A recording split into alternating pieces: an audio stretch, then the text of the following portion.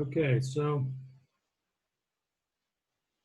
if you did join late, we're going to do some questions. We're going to do section 13.1, and then I'm just going to open up the test, and you can take it for 1 hour within any window you want between whenever we finish and 5 o'clock.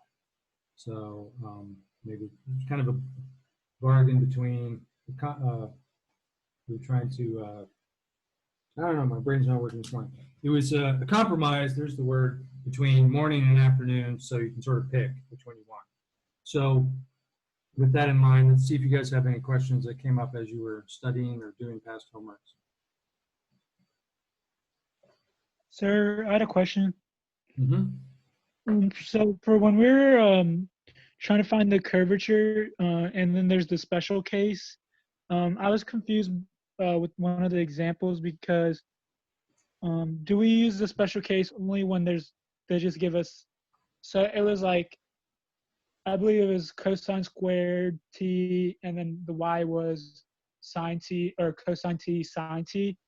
Would that be special case, or would that be still like the regular case and you just give z the zero value?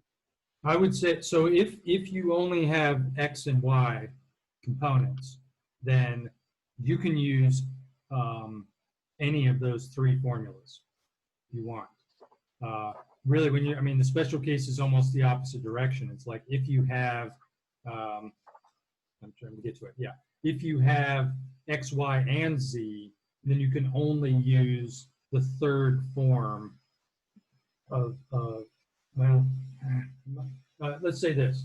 So if you have Y equals f of X, like that, then you can use case number 1, which has like f double prime over 1 plus f prime squared raised to the 3/2 power. And that's the formula there. Technically, if you had y equals f of x squared, you can convert this into t f of t, and you still get, like, this is kind of like this is x and this is y, but now you change it to t's, in which case you can use formulas 2 or 3. So technically, if you had y equals f of x, you could finagle it so you could use any of the 3 cases. In yours, where you have x of t and y of t, and it's not so necessarily easy to go back to y equals f of x. In fact, I wouldn't even do it. There's no reason to do it. Then you can use either formula 2 or you can use formula 3, where this is x and this is y. And then formula 2 was x prime y double prime minus x double prime y prime, absolute value because it could be negative, and then x prime squared plus y prime squared to the 3/2 power. Or you could use the other one with the cross product. I wouldn't use the ones that have t's and n's in them. I think that takes way too long to do it. This was like r prime cross r double prime over the r prime cube in its lengths. So you can use, that's exactly what this would work out to be if you just had x and y. If you have x, y, and z, then you definitely need to use only that last one. This is like formula 3. That might be the long answer to what you were thinking, but that really breaks down all of the possibilities. And I was also having trouble when I was using the special case distributing the exponent like 3 over 2. Is there any tricks for that? Like, well, in the problems where if you need to compute the curvature at a specific t value, I wouldn't spend too much time with all of the algebra of like getting everything perfect before you stick in values. I would get to a certain point where you have the answer, then stick in t equals 0 or t equals whatever. It can simplify the math way down before you start trying to do the 3/2. You definitely cannot just distribute the 3/2. You have to do the parentheses inside first. I mean, you have to find f prime and square it, and then add 1. And if you need to plug in t, you plug it in there. Then at the very end, you take a 3/2 power. Same thing down here. You cannot distribute that out. There is no trick, really. Okay, thank you. Those are my questions. Okay. Yeah. I don't know if it was in this class or in my Calc 2 class, but it's worth repeating. if from now on, if you guys ever have a square root with a squared plus b squared and you write a plus b, I'm just going to stop reading and put a 0 because it's wrong. And it's been wrong since 5th grade. And you're in college and some of you are closer to graduation. So you just got to stop making that mistake. Square roots and pluses do not play well together. And that's what makes a lot of these things hard. So do it. And that's the same kind of mistake here. Like, well, I'll just distribute 3 halves. Well, nope. Powers and pluses, they don't. They don't interact. Anyway. All right, off the soapbox now. What else you got?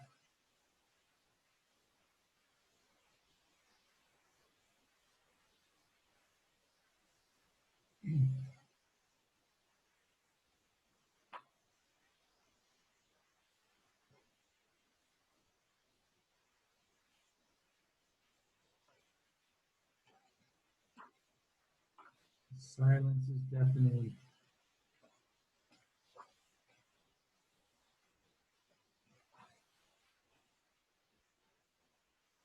Well, okay. Well, let's do 13.1, and then maybe that'll jog your memory as well along the way. So here we go. So chapter 13. This is the final chapter in the trilogy. You guys are getting close to the end of Calc 3. That's crazy. So chapter 13 is basically about multiple integration. And what does it mean? And what are the kinds of applications can you come up with this? We're not going to go quite as far as actually if you took Calc 3 at another school, so you're welcome. Stop short of doing some crazier, what are called line integrals, but we're not going to do that. So just as a refresher here, so you know the old back in Calc 2, so Math 124, we would give you an interval from A to B, and we would give you a function, and you could, and just for right now, I'm going to say, well, maybe we could write this interval as I in interval notation here, just to bring home what we're going to try and do in the next section, get the notation kind of lined up nicely.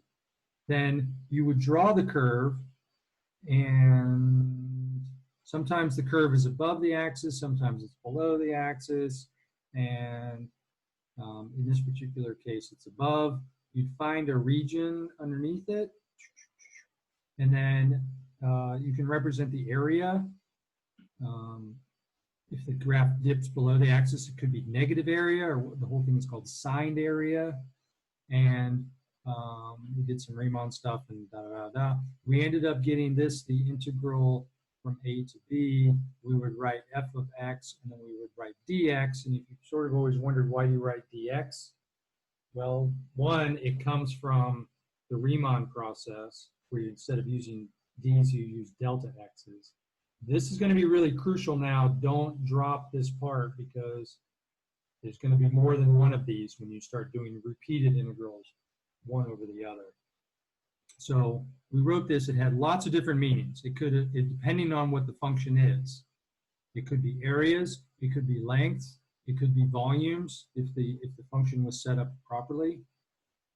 This may be a new way to write the notation. Is we could write this the integral over the interval, where I've written this interval as A to B. So you could write the notation just directly like that. And all of this stuff just means the exact same thing. One key example that if you take the integral over the interval, if the function is just 1, so here's our key example where the function is just 1. Then what do you get in that specific case? Well, you sort of technically get 2 things depending on how you want to look at it. If I drew the function f of x equals 1, that's 1, from A to B, and it represents the area of that rectangle. So in one case, you can think of this as the area of the rectangle, which is 1 on one side. And what is the length of the other side? Well, that length, so the height is 1, the width is b minus a. And so I will get b minus a, and that'll be in like units squared. So you can think of it as an area. But look at what the answer is. The answer is just b minus a. So if you want to instead, you can think of this, and before I forget, this is like the 2D thinking. You're thinking of it as an area. But you can also think of this in 1D as just the length of the interval I. And if you go from A to B, then the length is just B minus A. So if you want to think about it in 2D, you get a length. If you want to think about it in or 1D, you get a length. If you want to think about it in 2D, you get an area. And again, this is B minus A units. No power. It's just it's a length. So one-dimensional length. So that's sort of something to keep in mind here. Now, in Calc 3, instead of giving an interval, which is like in the domain before, I give a region in 2D. So I jump up, I'm going to jump up one dimension. Instead of giving an interval, I will give a region in the plane, and I will call that region R. And I don't know what it looks like. It's just some region in the plane. It could be a circular area. It could be triangular. It could be funky. And what we want to do is we want to define this new notation. And we write two integrals to sort of represent the fact that it's in the next dimension up. And instead of writing integral with little I write integral with an R. So it's called, well, I'll write out the words in a second. Well, maybe I'll write it here because I'm going to put more in. So this is called the double integral over the region R. So just before it was called like the single integral over the interval I. This is called the double integral over the region R. What else goes in here? Well, I'll have my function, whatever my function ends up being, but now it's f of x, y. And then I can't write dx anymore because x was like delta x before when you're doing Riemann sums. Now I want to do this over the plane.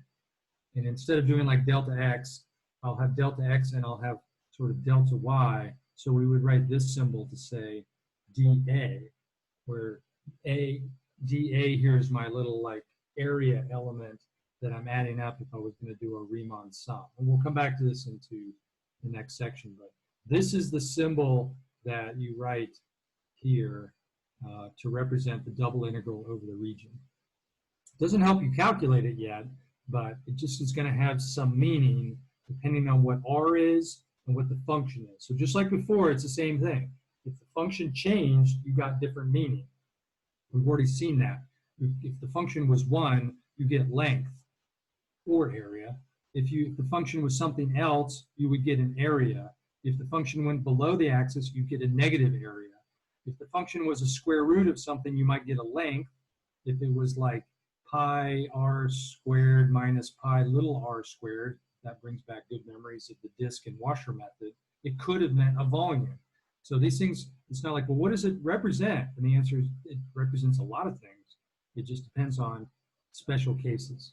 So that's what we do is we write this down to scare you, and then we go, no, you'll be fine. Let's just look at lots of special cases here. So here's all the cases, well, not all of them, a lot of the cases we're going to do. So let's start off simple here.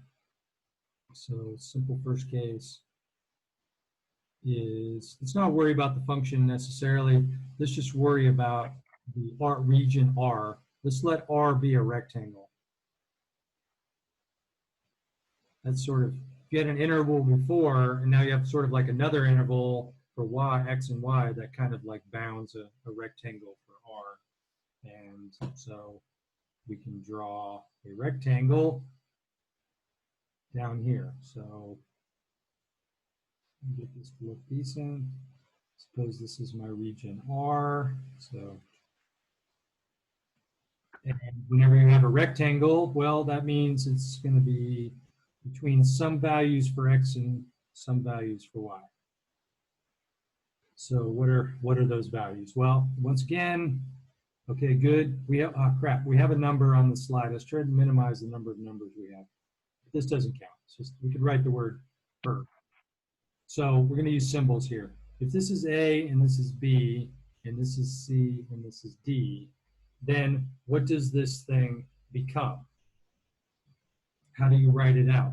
So just like in the previous slide, if we had the integral over the interval I, well, what do? Well, I is A to B. Okay, then I write this as A to B dx. Okay, that makes sense. Now, if I've got R looking like this, it turns out there's actually two ways you could possibly write this symbol. And the first one is to think, well, if it's A to B, let's just do A to B. And so I will write A to B of my function. I try this, dx, just kind of like I tried to do before in Calc 1. What's the difference now? It's like, okay, yeah, you got A to B, but you haven't completed the rectangle. You also have C to D. So we're like, all right. So we take that and we pretend like we're going up and down. So that would be C to D and then dy. And we'll worry about computing this in a second. This is just the setup stage. But someone else would be like, wait, why did you do it that way? I could have easily just turned my head sideways and said, well, I want to do C and D first, and then I'll do A and B second. And you're like, all right, you can do that. So it turns out you can also write this as the integral of C to D, but dy, and then you can take that answer and you can then do the integral from A to B of dA. And there's a ton of theory that we're leaving out here, but we also have a test coming up too. So these are called iterated integrals, which means you do the parentheses first, which makes, we got to keep math going here. Do the parentheses on the inside first, compute that integral, you'll have an answer that you then will take the integral for y, and then in the end, you'll get a number. So all of these things are like definite integrals, which means you will get numbers in the end. So that's kind of nice that this is supposed to, what does this represent? Is it like area or volume, or what do we get when we do this? Well, I'll tell you that soon enough. So let's just do a one with, now that has numbers in it. So for example, suppose we have this rectangle that is actually just a square. So 1, 2, 1, 2, 3, 4. And suppose your rectangle is actually just this little square here. And what we want to do, here's our example, let's just compute the double integral over this region, and now I'm going to give you a function. So x squared y dx, d head.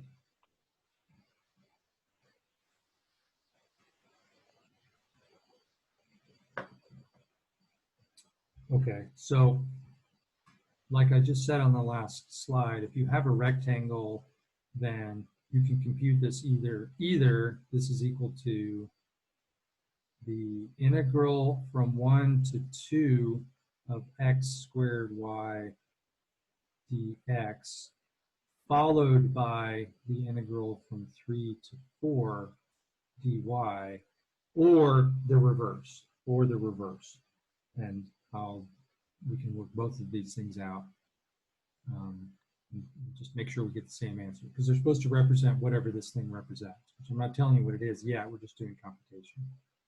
So I also haven't, we've done a little bit of this. It's like, well, what do you mean when you take an x integral of something? It's kind of like taking an x derivative.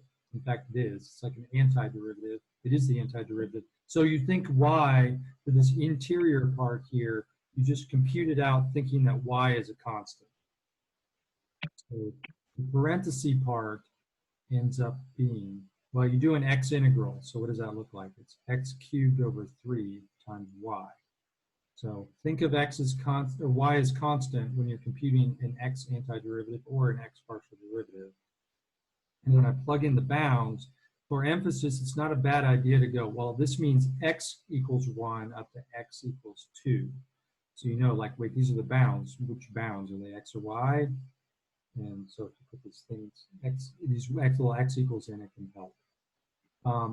And then when I compute that answer, I will then iterate, again, redo the process, except doing a y integral. So what do we get if we plug in these bounds?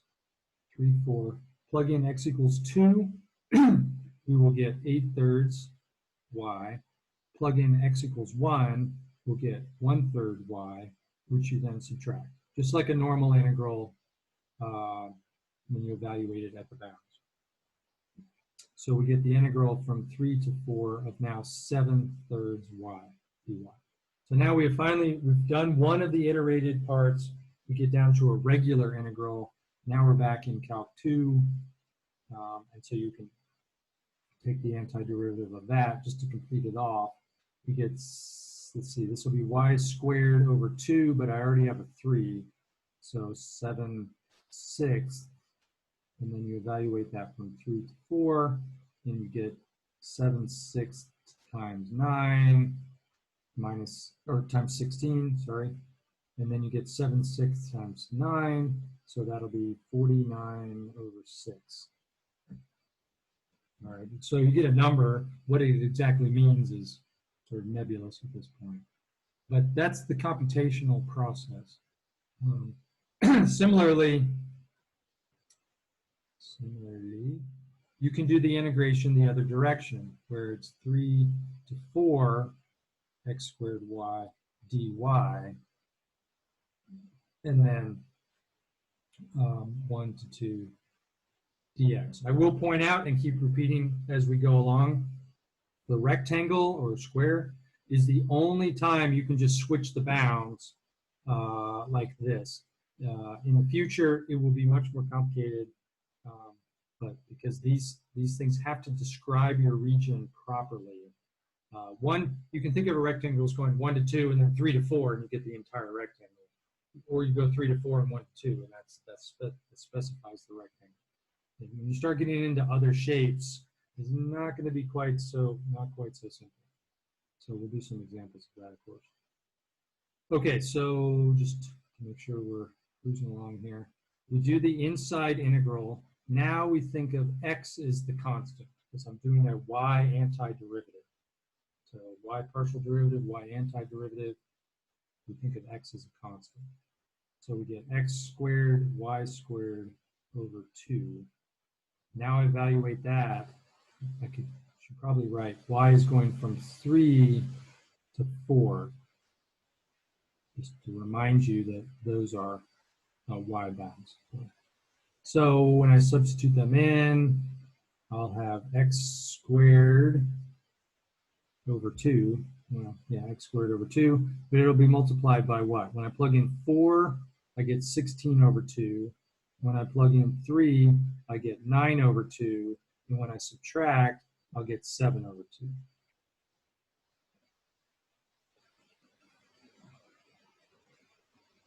So that's plugging in the bounds for y and subtracting. So it skipped a little step there, but hopefully that's not too bad. The rest is now a regular integral for x. I take and I get x cubed over 3, but I already have this 7/2, so that'll be 7/6, evaluated between 1 and 2. So when I plug in the bounds, I get 7/6. Plug in 2, I'll get 8. Plug in 1, I get 1. So once again, I get 7 over 6 times 7, and you get 49 over 6. So same answer as I got before, which makes sense because they're supposed to be the same thing.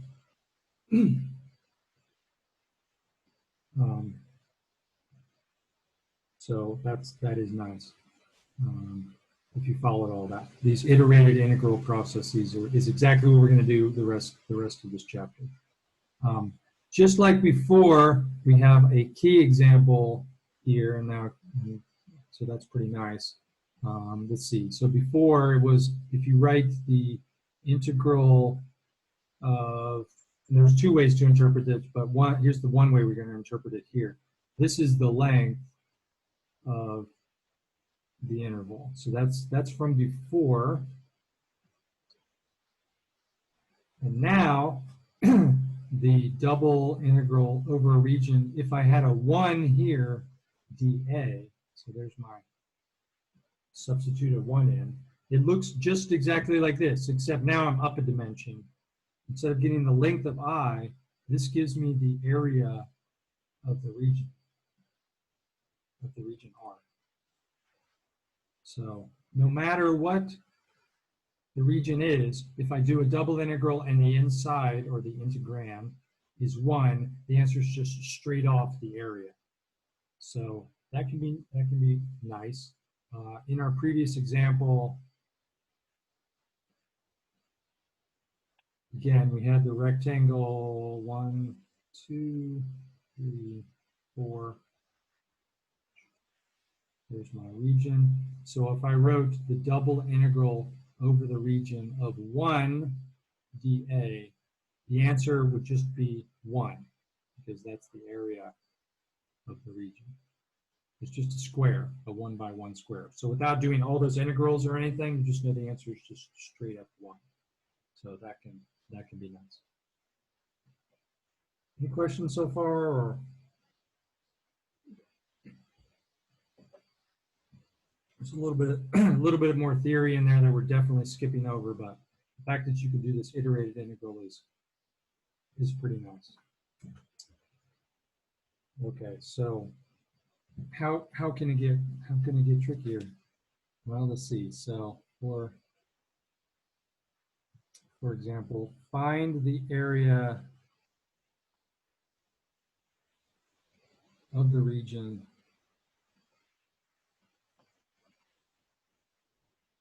between y equals x squared and y equals 4. So kind of, this should look familiar from our last example on the temperature plate there. So find the area of the region between these two curves. And we're going to do it by the old method and then show how it comes into play into the new method. So what does this look like? Well, we've already done it.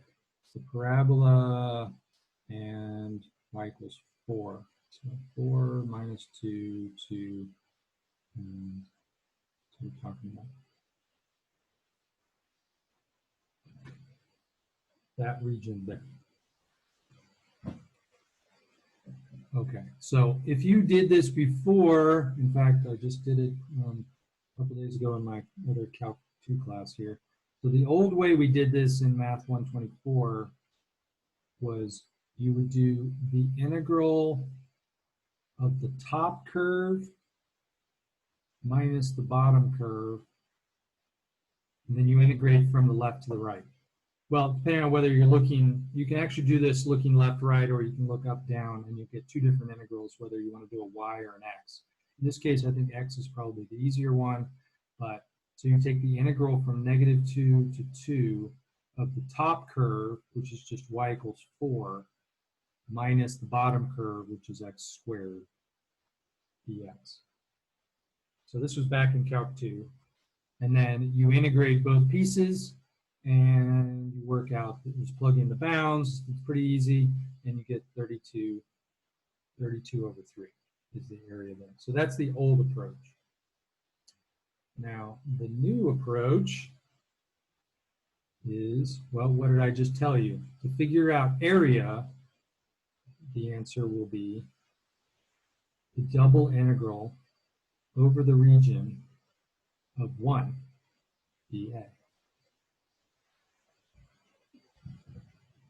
I know you might be thinking the old way is a lot easier, but we're going to need this. We're going to need this setup because we're going to want to do more than just area. So, okay, so this is not a rectangle anymore, which means I can't just be like -2 to 2 and 0 to 4, because that would give me the entire rectangle. So that's the first thing to note, is I can't just do this. I can't just go, well, x is going from -2 to 2 and y is going from 0 to 4, because that would give me the rectangle, the entire rectangle, you know, -2, 2, and here's 4. That would give me the entire rectangle, which is not this. I mean, clearly it's not that. So that means that it's not a rectangle anymore, which means I can't just do what I did in the last example with these bounds. Okay, well, crud. All right, well, what about, can I write this dA at least as dy dx or dx dy like I had on the last example? And the answer is yeah, you can. And so at least we have that dA I can do as dx, let me do dy dx first, dy and then dx. So I can get this iterated integral here of 1, and I'll have dx, dy, and then dx. The question is what are the bounds? What are the bounds? This is the hard part of any of these problems from here on out, is people are like, well, how do I figure out what the bounds are? And the answer is you have to set it up so that whatever conditions you get will provide exactly this region here. So, and this takes a long time, I think, to figure it out. But the way to characterize your region is to tell me what is y between, as far as what curves is y in between, and then for what x values is y between those curves. And it'll actually come back to be the same thing as the rectangle, thinking of these things not as just numbers, but as curves. So here's what I mean, is what curves is y in between? So if you look up and down, any y coordinate in your picture is always going to be above the parabola. So that means that the y is always, the y coordinate will always be above x squared. So you write y is greater than or equal to x squared. What curve is y always below? And the answer is, well, it's always below the line y equals 4. So if you think of this as, when I say y equals 4, I mean the line y equals 4, not necessarily the value. So if you said y is between, it's higher than the parabola and it's lower than the line, then that would give me at least my bounds. Now, what x values am I talking about when I'm between these curves? And in this picture, the answer is it would be between -2 and 2. So you do see that the x values range between -2 and 2. If you only had like the left half of the parabola, then the curves would be exactly the same, but this range of x's would only be from 0 to 2 if you only had the right side. So the fact that you're like, well, of course it's -2 to 2, and the answer is yeah, because I told you to find all of the region in between. But sometimes you're going to want to restrict it down, so just sort of keep that in your mind for later problems. So at least the nice thing is if you can characterize R, and this is always the hard part of these problems. It takes practice. We're going to do practice, but then at least these guys become the bounds. If you can do this characterization, then this bound, and now you're like, oh, that's terrible. You're putting functions in the bounds. Well, yeah, that's what we're going to do. So the bounds are negative, or squared, x squared and 4, and here we go, -2 and 2. So that is right there the area of this region, the same region that we just found from before. And you're like, why did you do that? It looks so much nicer just to do it the old way. But I wish I had room. I probably do have room if I'm clever here. But look, What happens if we tried to compute this out? Let's compute the iterated integrals here. Oops, I can spell it.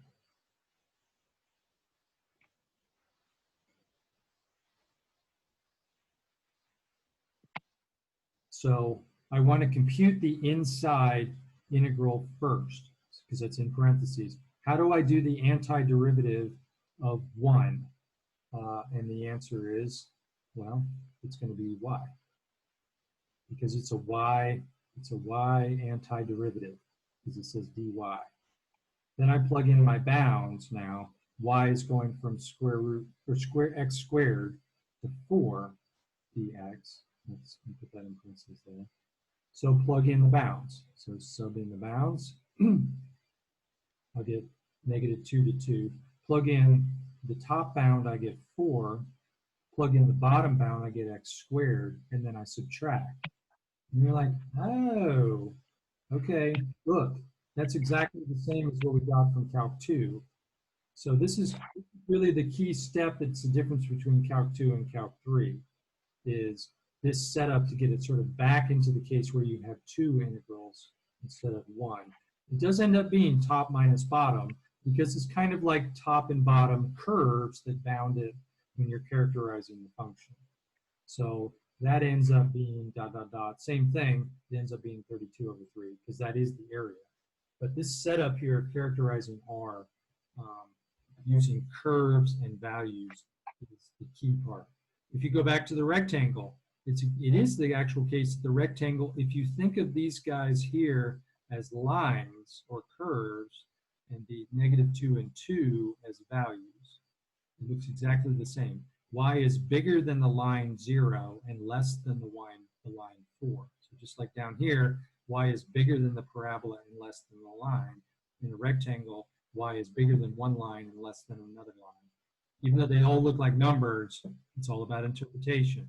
Are they values or are they lines? And actually, when we do triple integrals, they could be planes. So you might have numbers in 3 different places meaning 3 different things. So it all depends on context. So that's one way to do this, where dA is dy dx. Let me do this again, and then we'll take a quick break then on what if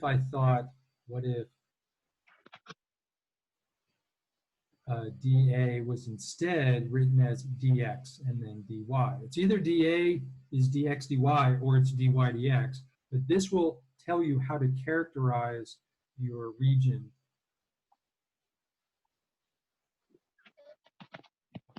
bit as, just for a bit of peace and quiet here.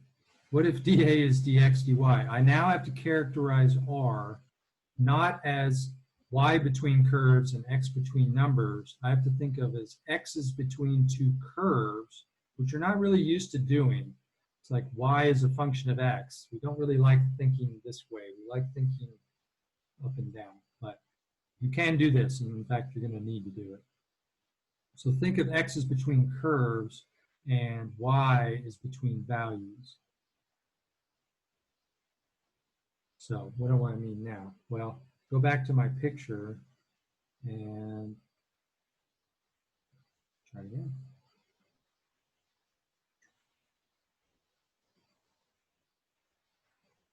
Okay, so you still have 4, so -2 and 2.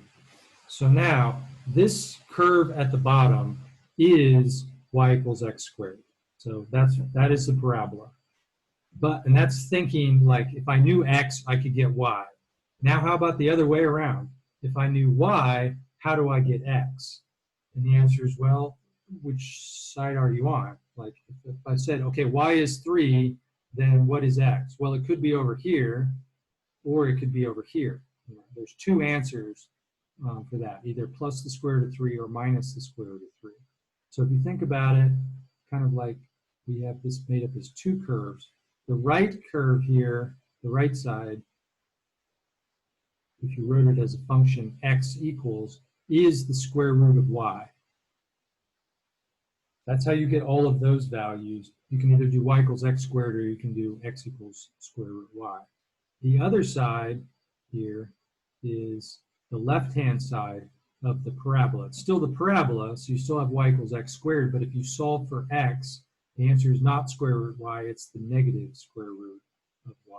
So that's the left side of the parabola is given by that. So if you're thinking about as x's in terms of functions of y, then x is always, x is now looking left to right as it gets bigger. So that means that x is always going to be bigger than the curve square root y, and it's going to be less than the curve positive the square root of y. So it's between negative square root y and positive square root y as far as curves are concerned. And that's often the hardest part, is to figure that out. Now, when am I between these curves? I'm sort of thinking this way. Well, the range of y's for which that is true now is 0 and 4. So this is the second way of characterizing the same region. So we're doing this problem 3 different ways. All we're trying to do still is find the area of this guy, which we already know the answer, but we're trying to do it in 3 different setups. So now, the area, I told you, is the double integral over the region of 1 dA, and I know that looks funny, because you have to interpret what that dA means. We've already did one interpretation where that meant dy and then dx. Now we're doing this final one, the next interpretation is dx dy. And so if I interpret it that way, that means that x is coming first, which means I have to think what curves is it in between, and those become the bounds of this new one. So minus square root y to square root y.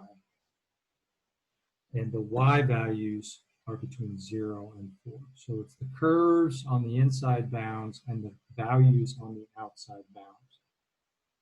There.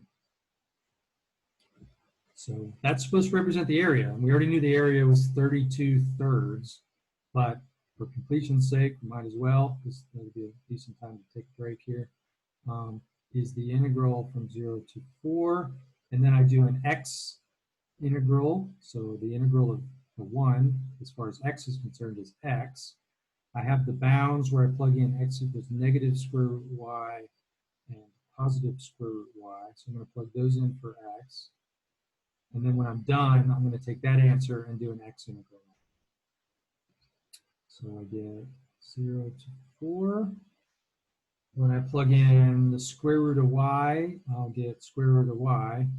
If I plug in negative square root y, I'll get negative square root y, but it's subtracted.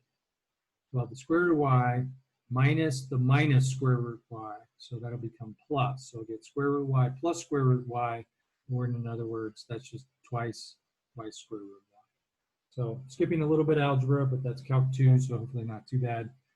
So we get to this. So how do you do, and sorry, this outer one is supposed to be y. You always know you're doing it wrong when you get these and they're mixed still. Oh, well, that's because I screwed it up somewhere back here. So now it's a regular integral. So the regular process where I write this as y to the 1/2, and then I integrate it to y to the 3/2, divide or multiply by 2/3. So I'll get 4/3 y to the 3/2.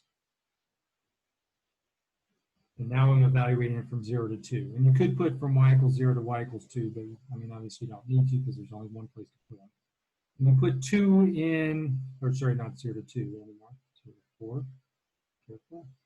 Plug in 4 to the 3rd is 64. Square root is 8. 8 times 4, yeah, okay, good. So it was nice to know I get the right answer, because I knew the area already was 32/3 by 2 other methods. This is the 3rd method to sort of complete the picture. Yeah. Okay, so that's all about how you interpret this dA as either dx dy or dy dx, and then how do you characterize your region properly.